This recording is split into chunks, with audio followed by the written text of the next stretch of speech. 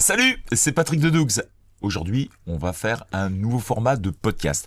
Alors pourquoi un nouveau format ? Parce que tout simplement, j'ai invité plusieurs personnes pour parler de franchise. Et donc de façon très concrète, on s'est dit que c'était super de pouvoir illustrer nos propos que l'on avait avec Emmanuel Jury, qui est le président de Progressium. Bonjour. De pouvoir inviter une franchise. Et j'ai demandé aussi à David qui est notre responsable du département juridique, de cuisiner qui ? De cuisiner Marilyn. Bonjour. Marilyn qui va se présenter, qui représente les cuisines Aviva. Tout à fait. Et donc, aujourd'hui, on va parler tout de suite de franchise. Alors, soyons très clairs, parce que je sais que certains d'entre vous dire « Oh tiens, Patrick, il est en train de faire du placement de produits, etc. » Non, enfin Marilyn, on est bien d'accord ? On est T'es là pas pour prête à me parler. donner l'argent ? C'est dommage, je suis désolé, mais il n'y a pas d'argent entre nous, donc de façon très concrète, on va véritablement rentrer dans le cœur de la franchise et se poser les vraies questions. Comment est-ce qu'on peut devenir franchisé ? Qu'est-ce qu'il faut faire, etc. Vous êtes prêts ? Allez, c'est bon. Tiens, allez, on va commencer par toi. Tu peux te présenter en quelques mots ? Alors, je travaille pour Aviva depuis une dizaine d'années. J'accompagne les franchisés à la fois sur le montage du projet et l'accompagnement financier. Ok, très très bien. Donc, tu connais des centaines de franchisés. Tout à fait. J'ai accompagné 60 franchisés chez Aviva pour des créations de magasins. Et j'accompagne maintenant les cédants qui veulent revendre leur fonds de commerce ou leur société. D'accord. Alors, Aviva, c'est qui déjà ? Alors Aviva, c'est une enseigne française dont le siège est à Lyon. Nous avons 118 magasins en France. Notre métier, c'est la distribution de cuisine et d'aménagement sur mesure. Et on s'adresse à toutes les cibles de clientèle puisqu'on propose une gamme très large d'aménagements allant de 2 000 à 20 000 euros, toujours en sur-mesure. Et on travaille uniquement en franchise. Alors, Marilyn, une question toute bête là, comme ça. Pourquoi la franchise ? Pourquoi, après tout, Aviva n'aurait pas pu se développer en n'ayant que des succursales, c'est-à-dire des magasins en propre ? Pourquoi s'être enquiquiné à avoir des indépendants qui posent des questions, qui sont embêtants, etc. Alors, il y a quelques années, nos dirigeants se sont développés à la fois en succursale et en franchise. Okay. La franchise est apparue comme un bon levier de développement parce que c'est rapide. C'est partager aussi des risques avec des entrepreneurs indépendants qui vont eux-mêmes investir dans leur activité. Donc, on a affaire à des patrons, pas à des salariés. Donc, la manière de travailler avec ces patrons est totalement différente que lorsqu'on se développe avec des collaborateurs. Bon, ce que tu es en train de nous dire, en fait, c'est qu'un indépendant qui met un peu de fric, beaucoup de sa peine, de son temps, aura de meilleurs résultats, en règle générale, qu'une succursale. Tout à fait, on peut le constater sur le terrain. Je pense que tu le diras aussi. Dans tous les secteurs, effectivement. Oui. D'accord. On mesure parfois un écart de 10 à 20% en fonction des secteurs d'activité. Donc, bon, les indépendants, je suppose que s'ils viennent, c'est pas pour enfiler des perles et puis de se dire qu'ils font une bonne cause pour Aviva, c'est avant tout de gagner aussi de l'argent, je suppose. Oui. Donc, il y a des chiffres aujourd'hui qui montrent qu'un indépendant franchisé qui va venir chez Aviva récupère son argent et bien plus ? Oui, il y a deux manières de gagner sa vie en tant que franchisé. D'abord en se dégageant une rémunération tout au long de l'année et ensuite en se rémunérant avec des résultats. Aujourd'hui, on a un concept qui gagne de l'argent et qui dégage 5% de rentabilité moyenne. Et c'est ce que doivent aussi attendre les franchisés lorsqu'ils rejoignent une enseigne. Il faut s'adosser à une enseigne qui dégage de la rentabilité. C'est l'objectif principal de l'entrepreneur. Oui. Ok, très très bien.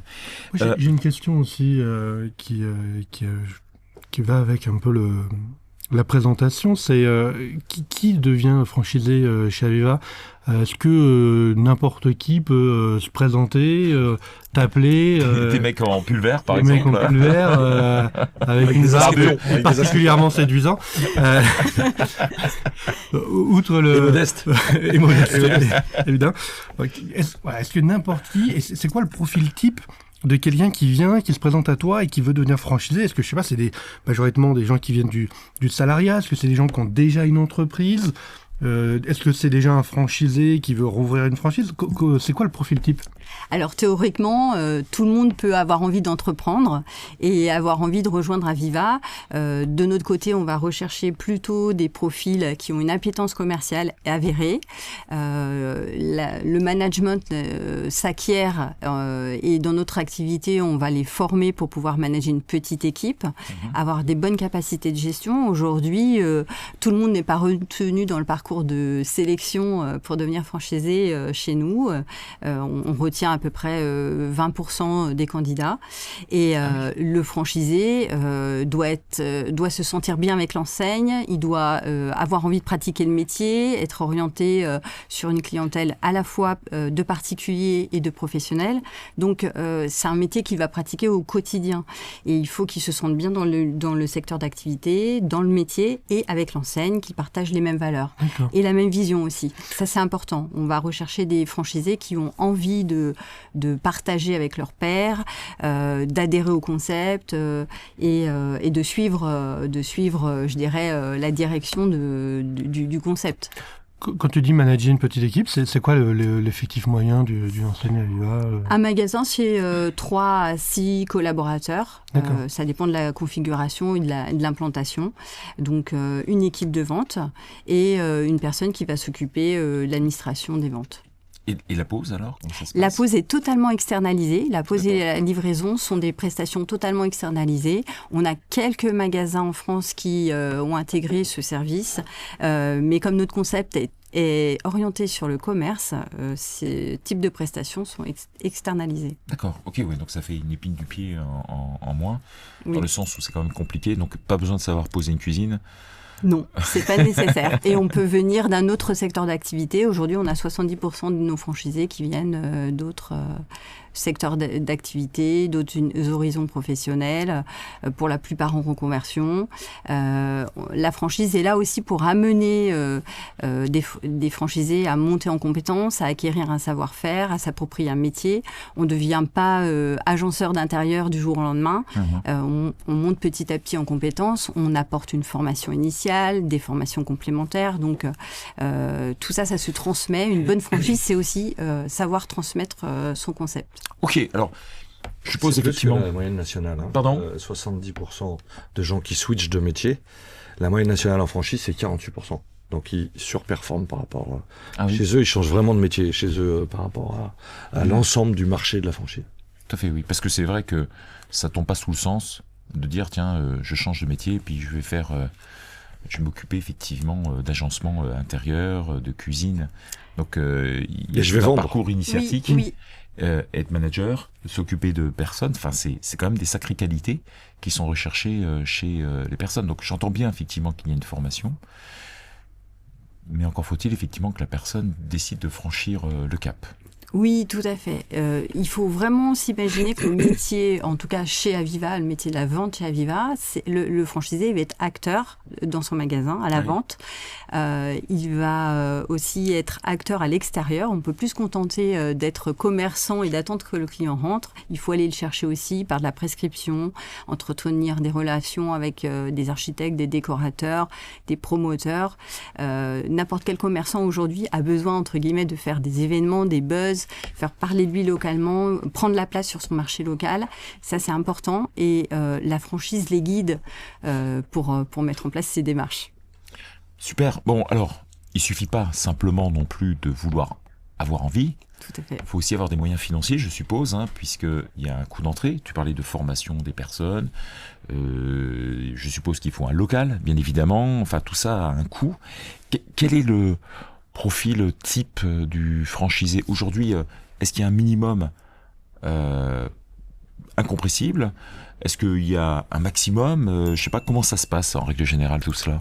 Alors, un projet chez nous, c'est en moyenne 358 000 euros, clé en main. Donc, quand je parle de coût global, j'intègre aussi le besoin de trésorerie pour démarrer et mettre la clé dans la porte. Alors, on précise bien que dedans, ce n'est pas le coût des murs, puisque les murs pourraient être achetés par ailleurs, tout à fait, mais ne sont pas inclus dans les 358 000 euros. Oui, donc, de façon très concrète, on trouve un local en location, on fait un bail, par exemple, un bail commercial 369, et derrière, boum, on se lance, on fait de l'agencement, il y a la formation, et tu dis que tout ça, globalement, ça coûte 358 000 €. Tout à fait. On va faire appel à David, par exemple, sur le montage juridique, l'analyse du bail. Sur la partie investissement, on va intégrer tous les investissements corporels, incorporels, inhérents au projet, les coûts de formation, le besoin de trésorerie. Ça va lui permettre de démarrer sereinement et d'engager son activité sur les premiers mois. Donc concrètement, si la personne a un projet qui coûte 350 000 €, il va y avoir besoin de financement. Le banquier, il demande quoi comme apport minimum de la part du franchisé ? Idéalement, il faut se rapprocher des 25 à 30% d'apport. D'accord. On va chercher un financement classique, un prêt bancaire classique sur la durée du contrat. Oui. On peut compléter aussi l'apport personnel avec des prêts d'honneur. Donc on les accompagne sur ces dispositifs. Et on a d'autres solutions de financement également. Pour les experts du métier, chez Aviva, nous avons développé une solution d'accompagnement en financement vraiment dédiée aux experts du métier qui n'ont pas assez d'apport. Pour les candidats en reconversion, il faudra disposer de 50 à 70 000 € d'apport personnel hors emprunt. Ok, bon, au moins c'est dit. Si vous avez 0, c'est pas possible, hein. Faisons clair. Même avec la meilleure intention du monde, ça ne fonctionnera pas. À partir du moment où la personne va avoir entre 50 et 70 000 € ou plus, là, ça y est, c'est le pied à l'étrier. On peut monter à bord et se monter un dossier vis-à-vis effectivement des banquiers. Mais pour autant, il faut avoir suivi un parcours initiatique pour être certain d'être pas retoqué en fait. Tout à fait. Déjà, on va l'accompagner dans la recherche du local, l'analyse du bail, comme je disais tout à l'heure, préparer le montage financier, organiser les rendez-vous bancaires avec le franchisé. Et l'étape de financement est souvent déterminante et cruciale. C'est un enjeu pour tout entrepreneur. Donc c'est une étape qui va vivre souvent pour la première fois. Donc on a l'habitude, on connaît ces étapes-là par cœur avec nos 118 magasins.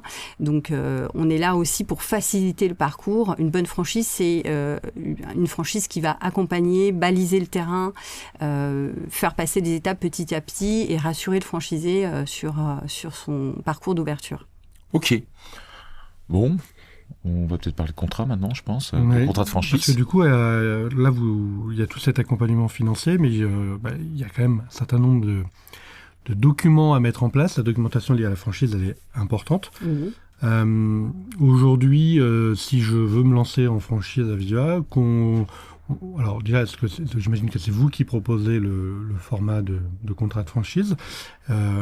C'est quoi les éléments clés qu'il faut avoir en tête? Et puis moi, je pense aussi à, si demain je veux me lancer chez Aviva, combien de temps? La durée de mon contrat de franchise, je m'engage pour combien de temps? Je vais rester combien de temps chez vous? D'accord. Alors sur les éléments du contrat, je dirais que ce qu'il faut avoir en tête, c'est qu'il y a toujours une exclusivité territoriale. Ça, c'est important. C'est aussi pour assurer le franchisé. Oui, complètement. Ça signifie que sur son secteur géographique, il n'y aura pas d'autres magasins Aviva qui viendra s'implanter. Oui, on fait pas comme une célèbre marque d'hamburger à mettre 3 au même endroit, quoi. C'est ça? Salut. Non mais bon, ça fait. Voilà, ça lui permettra de se développer. C'est quand même assez sécurisant quand même de se dire qu'on va pas se retrouver avec son voisin juste à côté qui a la même enseigne. Et dans le deuxième paramètre du contrat, je dirais que la durée est importante aussi à prendre en considération. Notre contrat, il est sur 7 ans.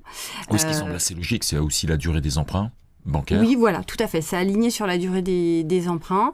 Et le renouvellement, chez nous, il est sur une durée de 5 ans. Donc, on amène nos franchisés sur des contrats successifs sur 5 ans, renouvelables. Et pour la plupart, ils continuent à rester avec nous, puisqu'on a 44% du réseau qui a plus de 5 ans chez Aviva. Ok. D'accord. Et c'est quoi la moyenne en franchise aujourd'hui en France? En franchise, elle a un petit peu évolué ces dernières années. Il y a plus de fidélité chez les franchisés. Ouais. Il y a de plus en plus de franchisés par ailleurs, plus en plus de réseaux, mais aussi plus de fidélité puisque on est passé de 12 à 13 ans là sur la dernière enquête. D'accord. Donc 13 ans, c'est la durée moyenne qu'un franchisé reste chez un franchiseur. Un mariage CDD. Oui. Sous contrat. Voilà. Ouais. De 13 ans. On sait qu'il y a une fin en moyenne. Alors bien sûr, il y en a qui restent plus longtemps, d'autres peut-être un petit peu moins, finissent les emprunts en général de toute façon avant les 7 ans. Ça paraît compliqué quand même avant d'avoir remboursé. Oui. Hein, surtout qu'on rembourse le capital 2 ans, donc 2 ou 3 ans. Donc effectivement, voilà, on augmente la fidélité à 13 ans. Donc c'est quand même une belle durée. Ça me fait me poser une question après la franchise. Bon, je mets fin à ma franchise, je quitte Aviva ou... Oui. Les franchisés qui quittent un contrat de franchise, ils font quoi majoritairement? Ils prennent une franchise concurrente, ils changent complètement, ils prennent une autonomie.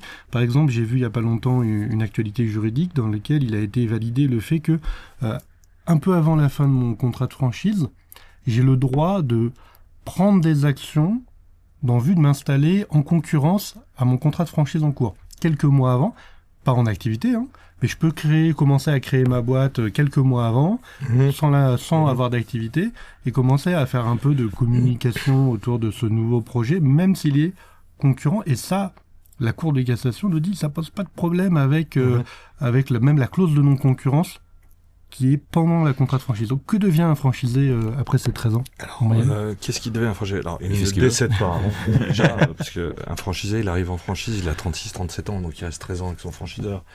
Donc, il le quitte, on va dire, dans le portrait robot à 50 ans. En moyenne, parce qu'effectivement, là on a un pépi boom de toute façon par rapport à ce que tu disais de franchisés qui commencent à penser à vendre, c'est-à-dire à partir de 55, 57 ans, commencent à se poser la question de savoir comment on va transmettre, familialement ou pas, ou comment on va vendre. Donc majoritairement, ils vendent. Hein, c'est la première. Alors, il n'y a pas de stat qui existe. Il y a juste une stat que je peux te donner. C'est que l'année dernière, on a eu 52% des franchisés qui se sont installés par rachat. C'est-à-dire un point de plus que l'année d'avant. Donc, très gentiment. Et ça s'explique aussi par le fait qu'il y a moins de stock aussi en locaux commerciaux. Donc, forcément, on va aller. Et puis, on est en période quand même pas super simple. Donc, c'est vrai que c'est peut-être plus rassurant de racheter un fonds de commerce. Dans le fonds de commerce, je le rappelle, il y a la clientèle, par exemple. Tout à fait, oui. Entre autres, le personnel, etc. La marque, Aviva, etc. Donc, ils vendent. Les changements d'enseigne, oui, ça arrive. Alors, ça, dans leur métier à eux, sur la cuisine, c'est quand même assez rare. Ça se fait dans d'autres secteurs d'activité, comme l'alimentaire, où là, il y a beaucoup de ralliements, ça s'appelle comme ça, dans le terme. Beaucoup de ralliements. En textile aussi, une collection qui marche pas, on change. C'est beaucoup plus simple. Et il y a même des enseignes qui payent pour rallier des gens. Donc, mais là, c'est pas le cas. Donc, soit ils s'en vont, soit ils vendent.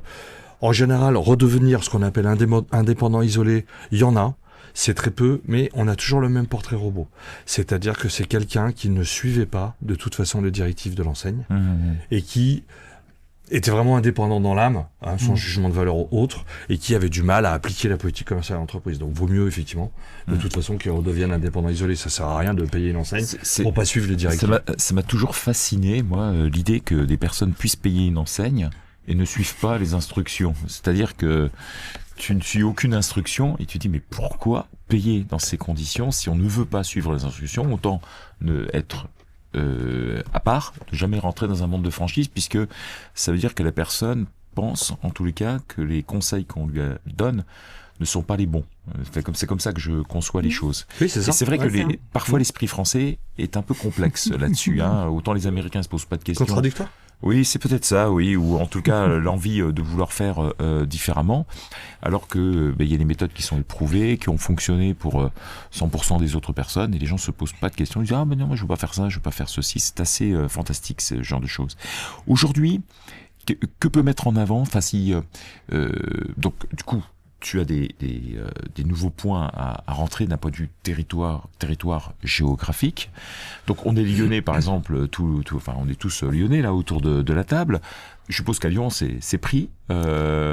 Tout n'est pas pris. On a encore des opportunités qui attendent des nouveaux franchisés sur des zones bien définies. On a défini une centaine de zones prioritaires en France. D'accord, donc ça veut dire que tu as fait une sorte de territoire, enfin un maillage du territoire avec en te disant là il y a une zone d'attractivité, par exemple des petites villes, alors c'est pas péjoratif ce que je vais dire, mais comme Romorantin ou Vierzon par exemple, est-ce qu'elles suffiraient en niveau taille de la ville pour pouvoir supporter le concept de cuisine? Alors, ces deux villes-là, je les connais pas particulièrement. Oui, mais, je t'ai dit qu'on allait te cuisiner. C'était pour savoir géographiquement où s'installer. Tu vas me marquer un petit point sur le territoire français où ça se trouve. Nous, on va être attentifs à des indicateurs sociodémographiques comme le nombre de propriétaires. Nos zones d'exclusivité, elles sont basées sur une moyenne de 25 à 50 000 propriétaires. D'accord. Pour pouvoir implanter un magasin. On va être attentif aussi au nombre de foyers, aux revenus moyens. Donc, nos zones ciblées, elles sont vraiment pensées pour permettre à un franchisé de pouvoir se développer. Donc, s'il fait les choses bien, il est assuré effectivement de faire un certain chiffre d'affaires. Oui, tous les magasins ne réaliseront pas le même niveau de chiffre d'affaires. Certains sont plus doués pour les ventes que d'autres. Aussi, c'est ça, oui, en fait. Tout à fait. Il y a le contexte aussi économique, politique, enfin, il y a plein de choses qui rentrent en jeu.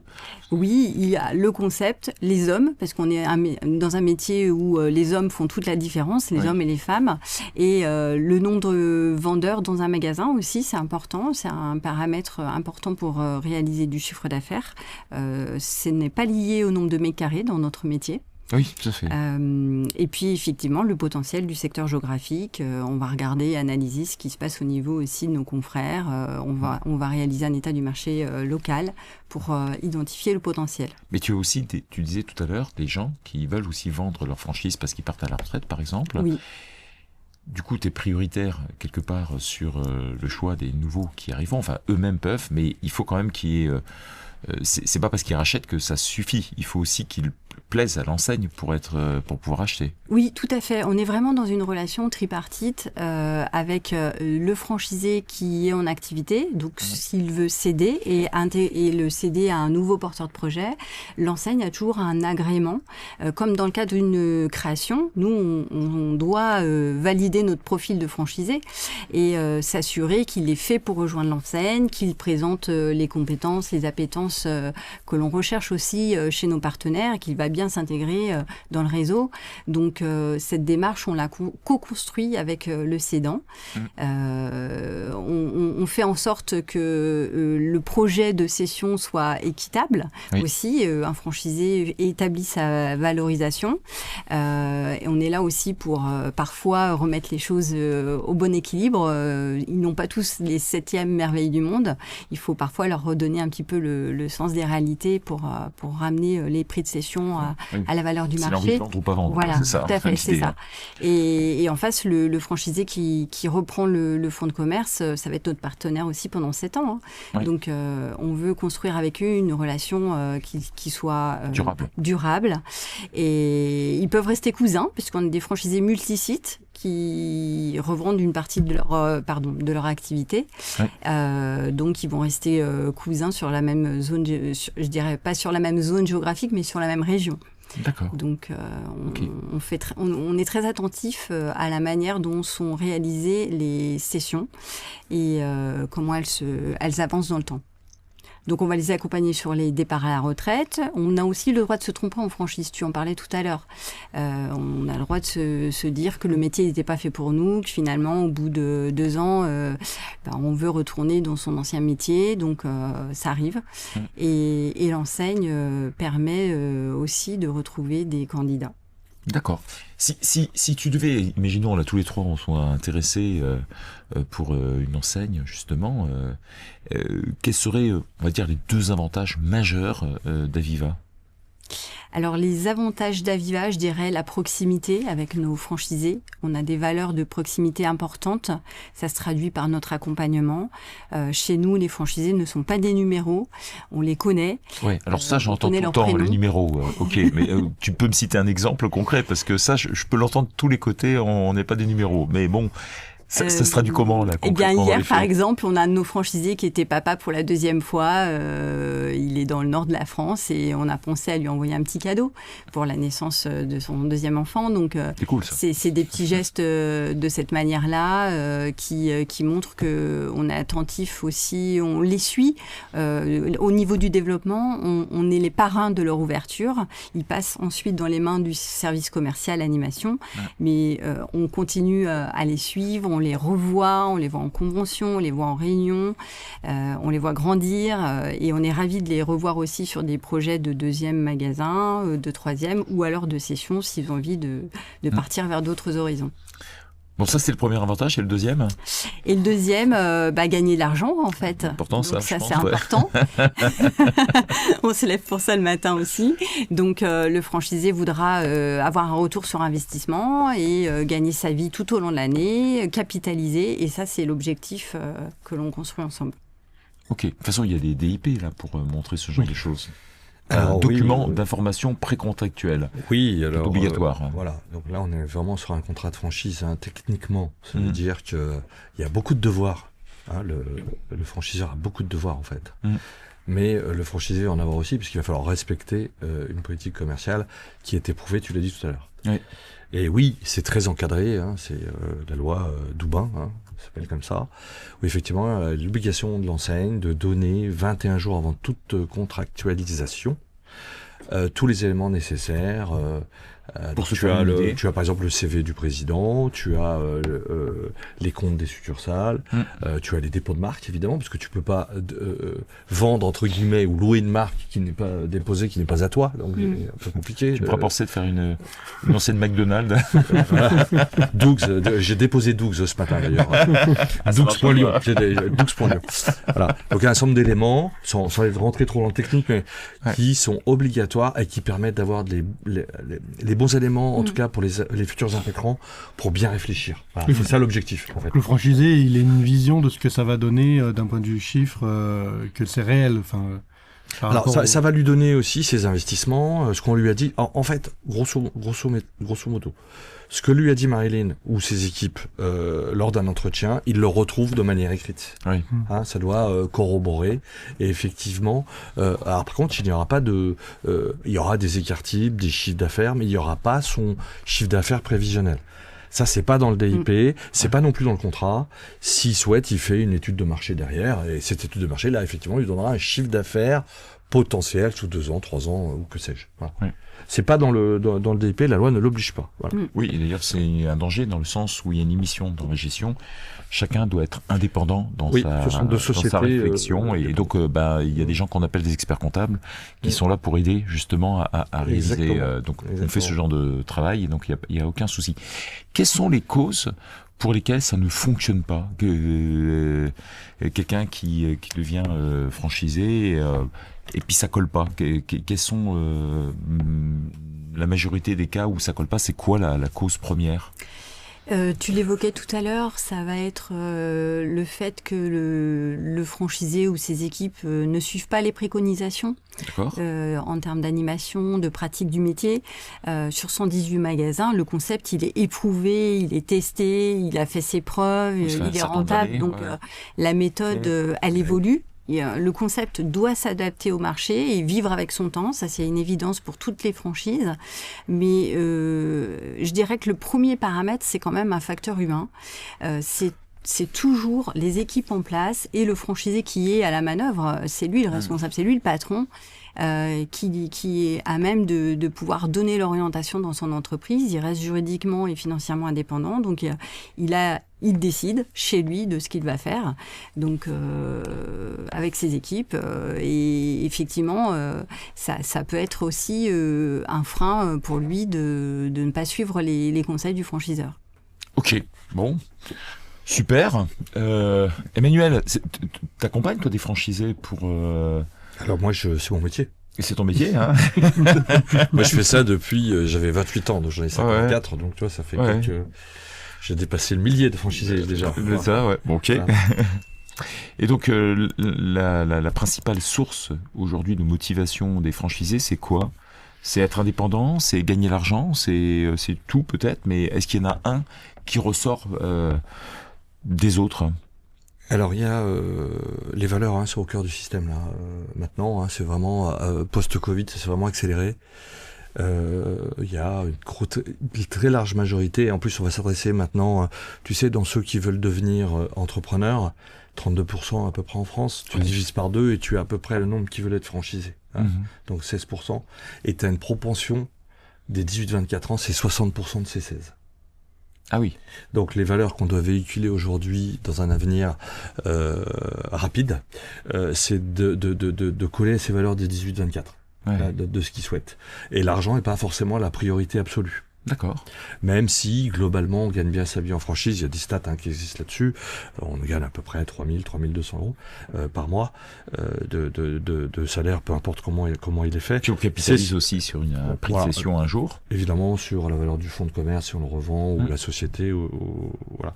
Les valeurs, ça va être surtout, elle en parlait tout à l'heure, Marilyn, c'est la relation avec la tête de réseau. C'est ça qui va, et c'est valable. Pour les primos, on parle beaucoup de primo-accédants, là, des gens qui switchent de job et qui vont chez Aviva, par exemple. Mais c'est pareil pour les gens qui ont plusieurs magasins. C'est exactement la même chose, en fait. Sauf que c'est pas tout à fait le même attachement aux mêmes valeurs. Faut juste avoir pas tout à fait la même. La valeur, c'est central. Est-ce qu'il fait bon vivre chez Aviva? Ouais. Est-ce qu'il fait bon vivre en franchise de manière générale? C'est ça qui va les intéresser, parce qu'on va prendre son destin en main. On va travailler différemment. C'est nous, le patron du bateau. Donc s'il coule, ça peut être aussi à cause de nous. Je suis chef d'entreprise aussi, moi. C'est exactement de quoi je parle.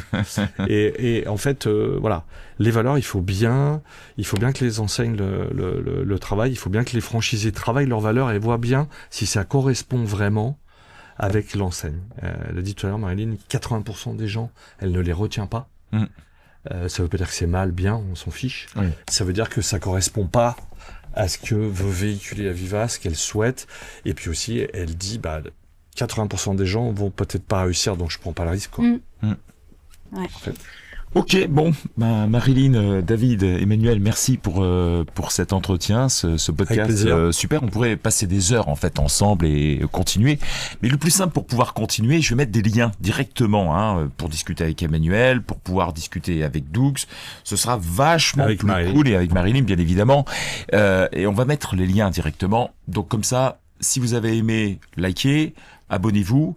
Et n'hésitez pas, si vous avez besoin de voir d'autres franchiseurs, on le fera. Je vais demander à Emmanuel déjà, je l'ai obligé à faire venir d'autres. On devrait en trouver quelques-uns pour pouvoir continuer. En tout cas, à très vite chez Doug's.